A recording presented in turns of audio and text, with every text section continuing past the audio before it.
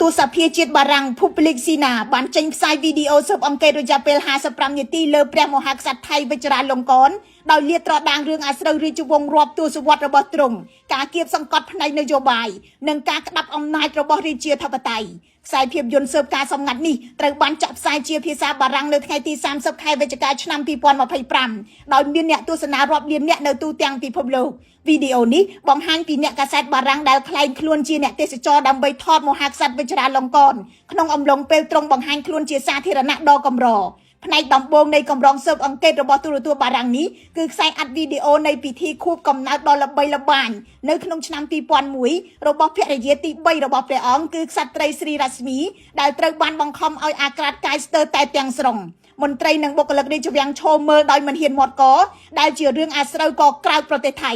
ទូរទស្សន៍បារាំងថាសកម្មភាពរបស់មហាក្សត្រថៃនាពេលនោះបង្កឲ្យមានការភ័យខ្លាចថាម្ចាស់រាជទាយាទអង្គនេះនឹងក្លាយទៅជាក្សត្រដ៏មហន្តរាយនៅថ្ងៃណាមួយវីដេអូស៊ើបអង្កេតនេះក៏ជ្រៀតចូលជ្រៅទៅក្នុងជីវិតឯកជនរបស់ស្ដេចអង្គនេះដែរអាពាហ៍ពិពាហ៍ដំបូងរបស់ព្រះអង្គត្រូវបានរៀបចំដោយមាតារបស់ព្រះអង្គគឺម្ចាស់ក្សត្រីសិរីគិតដែលត្រូវជាក្មួយស្រី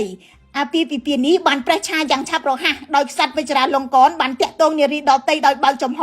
បន្ទាប់មកព្រះអង្គបានរៀបការជាមួយនឹងតារាសម្ដែងម្នាក់ជាភរិយាទី2និងមានកូនប្រុស4នាក់ដែលក្រោយមកត្រូវមហាក្សត្រអង្គនេះបណ្ដេញចេញពីប្រទេសថៃទៅសហរដ្ឋអាមេរិកទូរទស្សន៍បារាំងថាស្ដេចវជ្ជរាលង្កនបានបញ្ចេញរូបថតអាក្រាតកាយរបស់ភរិយាទី2ដើម្បីបំផ្លាញកេរ្តិ៍ឈ្មោះក្រៅពីរឿងអាស្រូវស្នេហាវីដេអូស៊ើបអង្កេតនេះបានបង្ហាញពីរបៀបដែលស្ដេចវជ្ជរាលង្កនពង្រឹងអំណាចបន្ទាប់ពីឡើងគ្រងរាជ្យនៅឆ្នាំ2016ព្រះអង្គបានសរសេររដ្ឋធម្មនុញ្ញឆ្នាំ2017ឡើងវិញដើម្បីគ្រប់គ្រងការិយាល័យទ្រព្យសម្បត្តិរាជវង្សដោយផ្លាស់ប្ដូរទ្រព្យសម្បត្តិជាតិទៅជាចក្រភពឯកជនដែលមានតម្លៃប្រហែលពី30ទៅ60ពាន់លានដុល្លារការកែប្រែនេះធ្វើឲ្យព្រះអង្គក្លាយទៅជាមហាក្សត្រដែលមានទ្រព្យច្រើនជាងគេបំផុតនៅលើពិភពលោកការចោទប្រកាន់ពីបទប្រមាថព្រះមហាក្សត្របានឡើងទៅដល់ជាង800ករណីជារៀងរាល់ឆ្នាំហើយនិស្សិតសកម្មជននិងមេធាវីផងត្រូវជាប់ពន្ធនាគាររាប់ទសវត្សរ៍ខ្សែវីដេអូនេះរំលឹកឡើងវិញនៅការបាត់ខ្លួនរបស់អ្នកប្រឆាំងរាជានិយមយ៉ាងហោចណាស់9នាក់នៅប្រទេសឡាវនិងកម្ពុជាផង